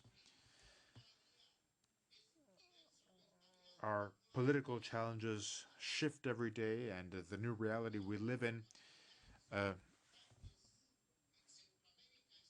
force us to search for new ways to foster dialogues. And in Latin America, we are once again working on promoting Central American integration, which lost some of its strength in the early 2000s compared to what it used to be in the past. We shouldn't forget the importance of a dialogue between Central and Latin America and Europe. Spain has always been a bridge between Europe and Latin America, but today Italy is bringing us together. And we decided to respond to this call. relations and countries in Europe and Latin America have to understand that beyond social networks, there need to be human relations, direct relations between people who share the same ideals, the same goals, the same objectives. We're the ones who are the heirs to that culture of dialogue between our regions. We're the ones who have this major opportunity. And hopefully we will be able to take the opportunity as we once did in the 1980s and 90s and to bring those opportunities forward into the 21st century. As a negotiator for peace in Guatemala, I was the chair of the Committee for Peace between the Guatemalan state and the guerrilla movements in the early 1990s. And I can therefore testify to the support we received from Europe in our efforts to pacify Central America. In Nicaragua, in El Salvador, and in Guatemala, in those peace processes, we received European solidarity and European support. Italy was present in each of the international UN missions to our region. And Italy's Agency for our Cooperation always accompanied our efforts. And let me just mention that as something I myself witnessed, and which shows the bonds between Europe and Central America, especially those countries which showed solidarity to us. And let me again mention Italy, a brotherly country which accompanied our efforts. Italy has an important presence in Guatemala. We have the Italian Institute of Culture, the Dante Alighieri Institute, an embassy with a very dynamic agenda. Italy and Guatemala have always been countries marked by brotherhood. We have a large population of Italian descent in our country. We have Italian families who came to Guatemala in the early 20th century. And we now have third or fourth generation Italian families who have worked in the business sector, in the political, institutional, and religious sectors, which have given a major contribution to Guatemalan society. Therefore, let me express my gratitude for this forum, and as the chair of the Foreign Affairs Commission, I pledge to convey the messages being expressed in this forum, and I promise to motivate all of our colleagues in Parliament to further a dialogue with Italy. The Italy-Guatemala Friendship Group has to continue in its efforts. 3 years ago, we received a delegation of Italian members of Parliament who came to visit the Guatemalan Congress, and we brought together the Foreign Affairs Commissions along with all of our parliamentarians who are of Italian descent. They were able to embrace their Italian colleagues, and they felt as if they belonged to one single family with the same blood. And therefore, let me salute the forum once again, and I pledge to work together with you so that we can exchange experiences and continue to deal with the pandemic from the point of view of healthcare, and we pledge to continue working on dealing with natural disasters. And I'm sure that Italy, its authorities, its government, and its parliament will continue to support us in recognizing that Central America has to be a green region. We can contribute to safeguarding the world's natural resources, which have been plundered in the past. Let me once again greet the President of the Italian Foreign Affairs Committee. Let me greet the President of the Subcommittee for Latin American Affairs. Let me greet Mr. Fassino and Mr. Lupi. And I want to thank them for having brought us together today so that we can work to further integrate our region with Europe, so that we can continue to integrate our political committees with all of our counterparts, which the Italian Chamber of Deputies hosts. Please accept our greetings and rest assured that we will continue working to integrate our peoples and our regions. Thank you very much indeed.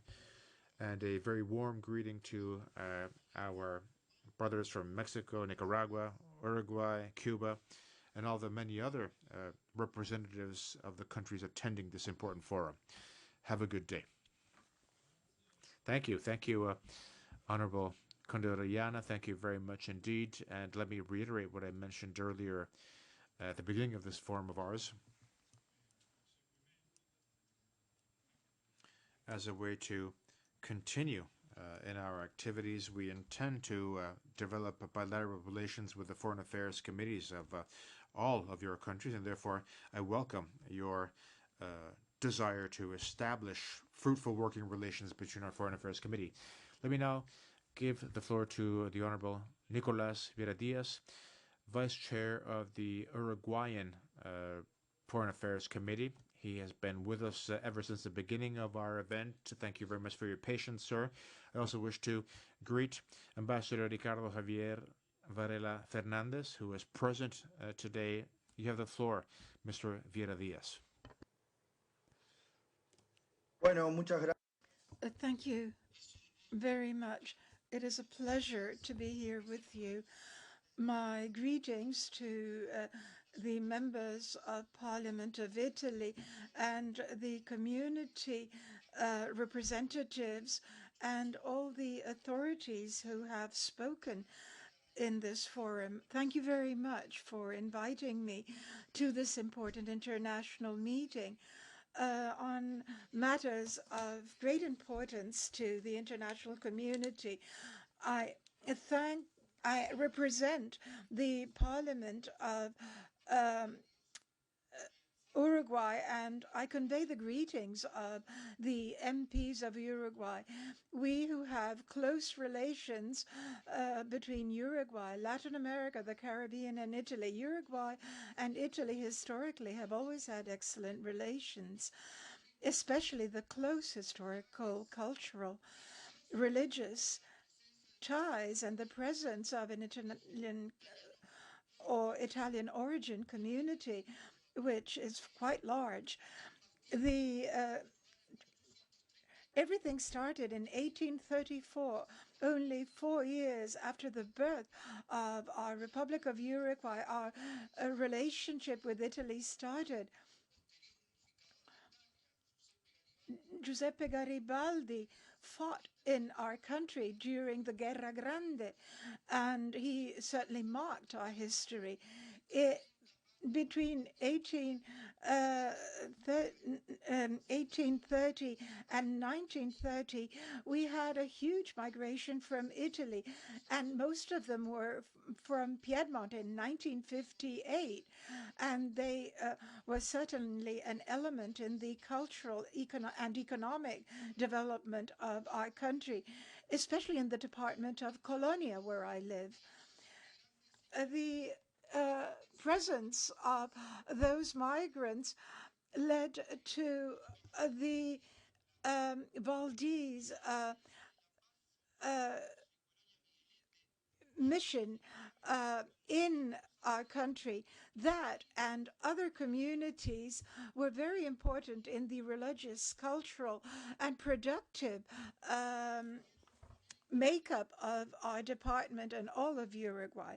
Our ties are not recent. They have its roots in history, and we have strong and robust ties.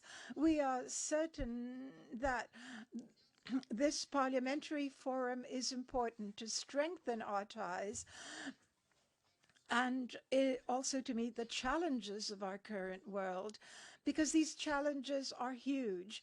We have spoken about climate change. My country has been involved in working for a healthier world for years. We have entered international agreements on this subject, and we have also committed to state policies to significantly reduce carbon emissions. A few days ago, visiting a neighboring country, a group of young people painted a question on a wall. We call it medio ambiente, which of the middle environment, literally. Well, is it because we have forgotten the other half, or half environment? But it's a play of words that doesn't work in English. We have spoken about inequality in this world. There's no such thing as greater inequality than that of the distribution of wealth.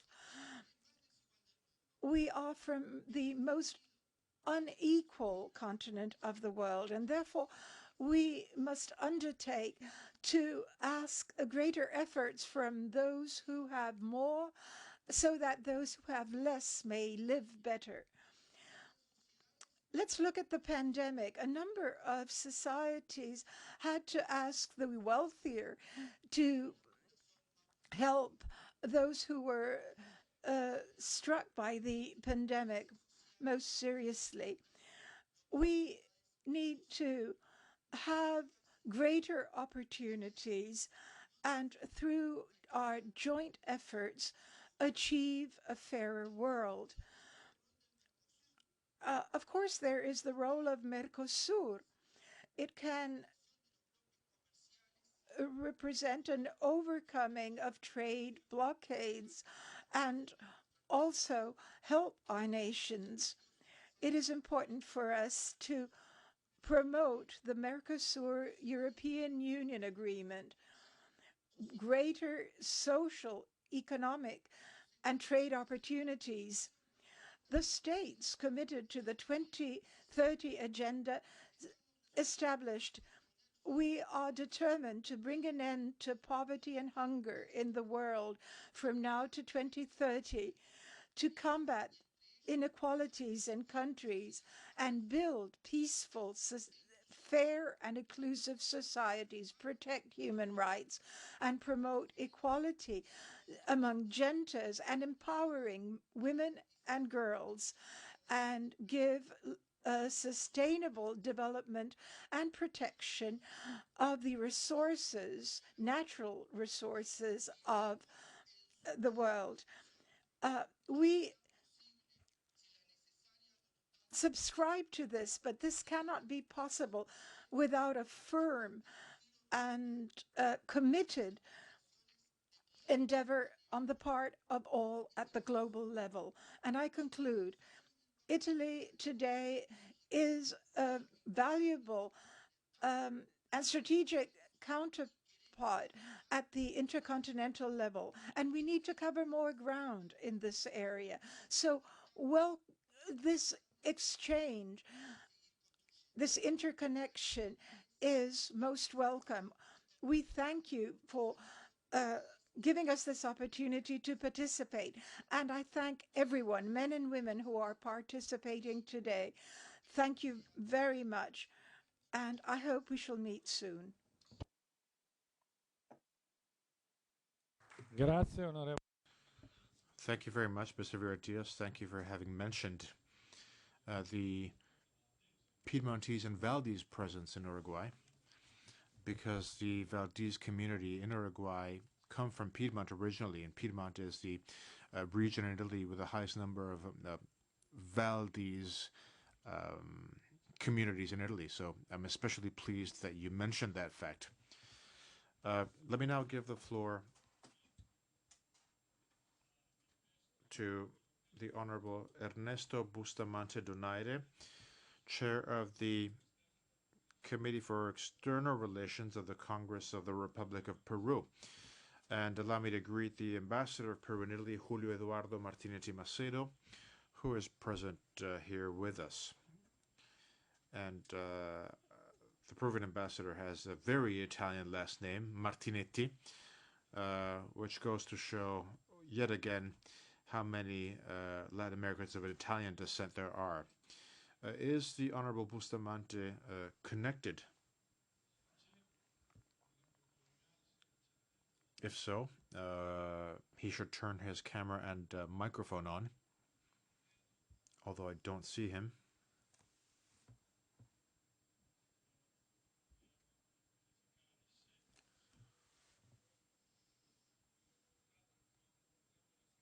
Let's see if we can now reach out to the Honorable Franklin Witter, who chairs the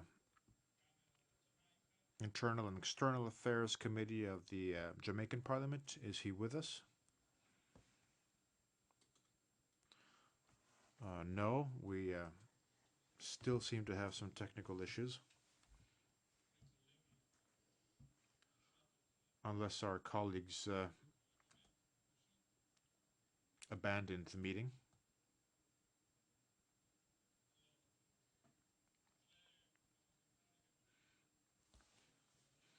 Well, the three members of parliament on our list are Miguel Ángel Calisto from Chile.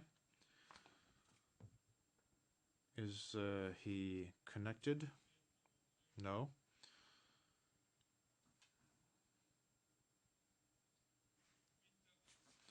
The Honorable Witter from Jamaica?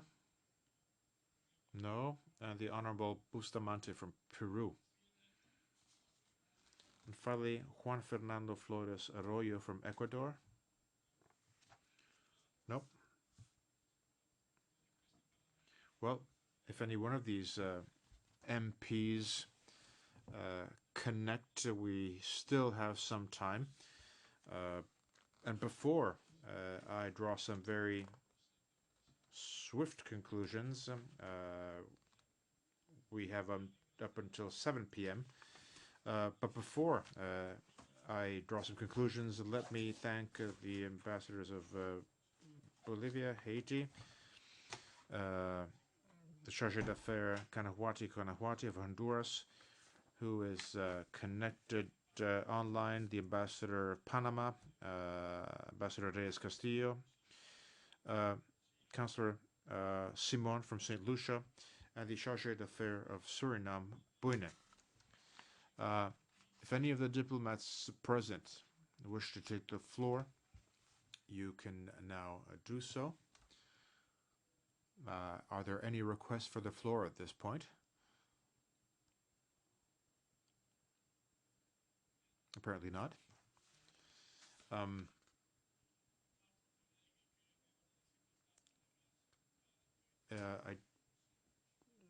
don't think the four colleagues who had problems connecting are now able to do so. Let me just check once again if there is anyone with us. Our colleague Mr. Witter from Jamaica, Mr. Bustamante Donaire from Peru, Mr. Flores Arroyo from Ecuador, and our colleague Calisto, Miguel Ángel Calisto from Chile. Is any one of these four colleagues now connected?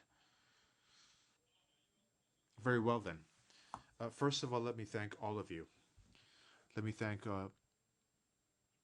all the participants to the forum. Thank you for having been so patient. Thank you for having connected with us and for your attendance. Thank you for your contribution to our discussion.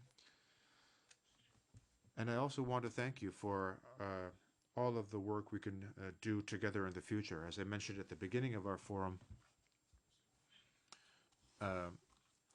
to continue in our activities with Mr. Lupi, our colleague, we will work on organizing bilateral meetings with the chairs of the foreign affairs committees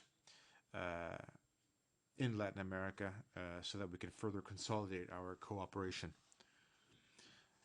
As far as the themes which have been mentioned here today, let me just mention some of them. The priority, among priorities, is the struggle against the pandemic, of course, which still hasn't been defeated. And as was rightfully said by our colleague from Mexico,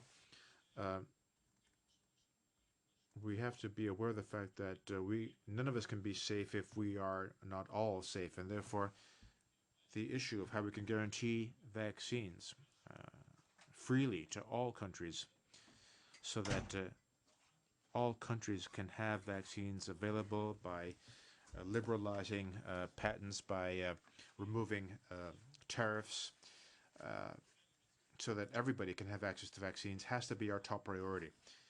And therefore, I think that cooperation between Italy, Europe, and Latin America, when it comes to this topic, has to move forward. And I think that our parliaments can put pressure on our governments and countries to allow for general access to vaccines. The second topic we mentioned was how we can allow our economies to recover, because, of course, the consequences of COVID-19 aren't limited to the health sphere. They're also economic and social in nature. We have had economic stagnation and recession in many countries, which has further deepened economic fault lines. There has been an increase in marginalization and poverty, and therefore we have to understand how we can revitalize our economies and development. And cooperation between the EU and Latin America through the many cooperation agreements, or through the many free trade agreements, through the integration agreements I mentioned earlier. I mentioned that Europe has signed 33 agreements with 27 Latin American countries. Different types of agreements, although they're all useful tools when it comes to strengthening economic cooperation, so that we can increase trade, direct investments, reducing obstacles and tariffs, so that at the end of the day we can foster growth as quickly as possible. Let me just mention to our colleagues that one of Italy's targets during its presidency of the G20 is to work on reducing the debt for those countries who have the highest debt levels, as a way of allowing them to channel resources not so much into paying interest on their debt, but to finance growth. A third topic we mentioned was climate change. Latin America is undoubtedly central when it comes to what we can do to counter climate change. Just think of deforestation, for instance, or water pollution, CO2 emissions. Think of the extraordinary natural heritage Latin America has, which is crucial for the entire world. Therefore, this is a very important topic, of course. In a few days' time, the COP26 will be happening in Glasgow, co-chaired by Italy and the UK. And that will be an opportunity to revitalize these topics.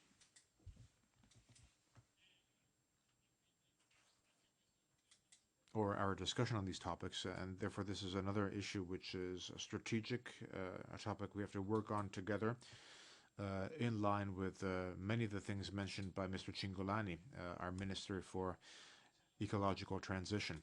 Then, of course, we have to cooperate in the cultural sector. We all belong to a common Latin culture, which makes it essential to continue strengthening the cultural bonds between our countries. And then, of course, we also mentioned the political dimension. Obviously, we can support regional cooperation through the intensification of political relations, and therefore the EU obviously wishes to strengthen its common foreign policies and defense policy, also by turning to Latin America and the Caribbean as the fundamental interlocutor when it comes to dealing with all of the major issues linked to globalization, especially how we can rebuild a multilateral governance system on globalization, human rights, or a globalization that has to be fairer and more democratic compared to the one we've seen so far. All of these topics, of course, are important for governments and parliaments. First of all, because we are lawmakers, And all the topics we've been discussing, of course, are something that have very much to do with the activities of parliaments. COVID-19, of course, involves our healthcare systems and other laws that we have to pass to counter it. All of our economic policies, of course, have to go through budget laws that governments discuss with parliaments. The struggle against climate change and for the protection of our environment obviously have to be based on laws approved by parliament. Therefore, the roles parliaments can have in fostering relations between Europe and Latin America are essential. Therefore, this forum isn't merely symbolic.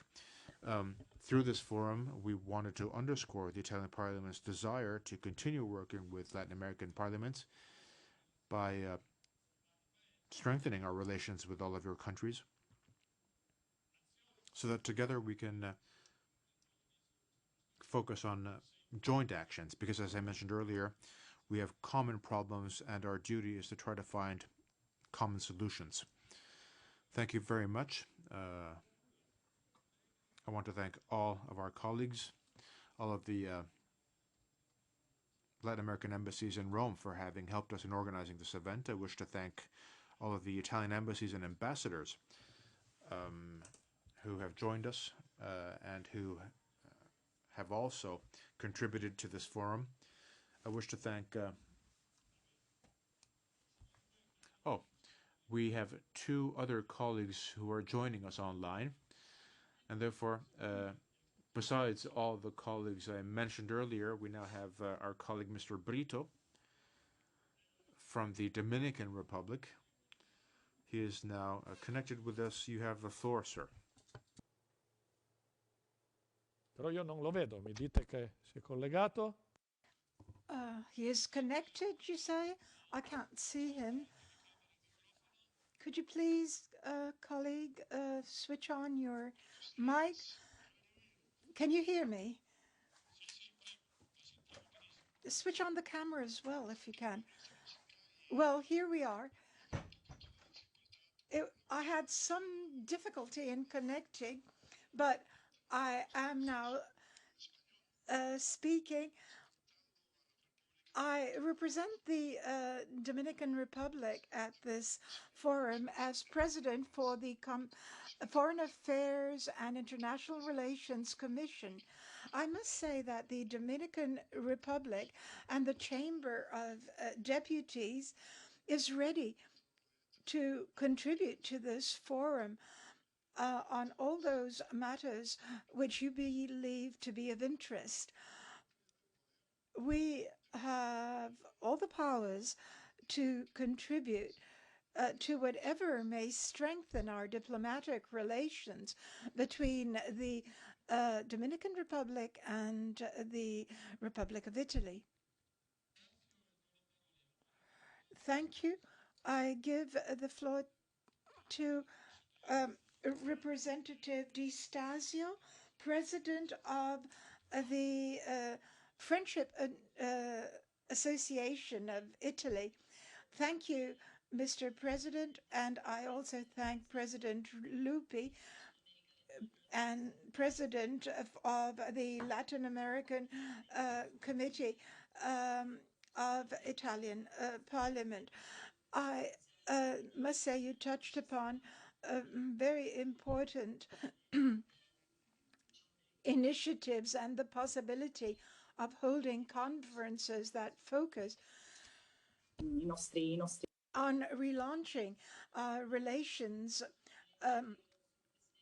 I am president of the Italy, Dominican Republic, and Haiti Association. I must say that our bilateral groups are highly active, and we have a number of political groups of the Foreign Affairs Committee and the Parliament and the Senate also participating. There are and we address topics such as culture and also the new launch of SMEs and their activities. They are so important in the Dominican Republic, which I know directly since I was part of a mission in that country, and also of Latin America and Central America. And we have dedicated dossier of the Foreign Affairs Commission. We believe that all this is highly relevant, especially when improving an exchange between our regions, and also to launch a new region which is faced with tremendous challenges, which are of an environmental nature, and also the challenges of a market which is developing. So we need to give special care to this. Thank you. Grazie, onorevole Di Stasio. Ultimissimo appello, poi. Let me check one last time and ask if the Honorable Calisto from Chile, the Honorable Bustamante from Peru, and the Honorable Arroyo from Ecuador. Let me just check once again if they can connect with us. Apparently not. And therefore, at this point, I think we can now conclude our forum. After all of the people I already mentioned, let me thank all of the administrative staff of our Foreign Affairs Committee, our Secretariat of the Foreign Affairs Committee at the Chamber of Deputies, for all of their skillful work in organizing this conference. I wish to thank all of the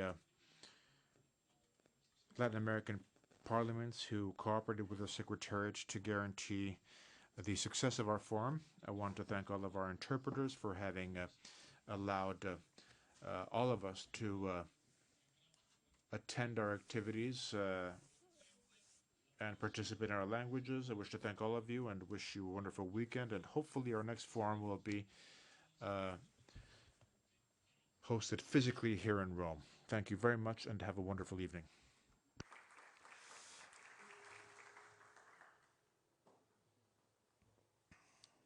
Perfetto.